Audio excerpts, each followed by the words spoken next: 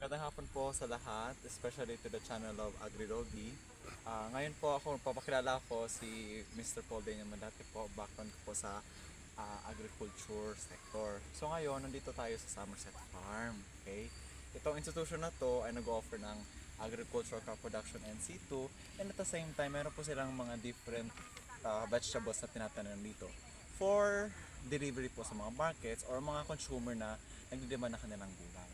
So ngayon, halika kayo dito, papakita ko sa inyo dito is one type of legumes na meron tanim po dito yung Somerset Farm. So ito po yung sigarilyas, or sa Bicol term natin, yung local term natin is puro pagulong.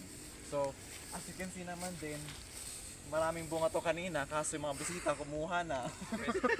Kasi mga patay gutom sila. Kaya tinan mo, May aliw pa to.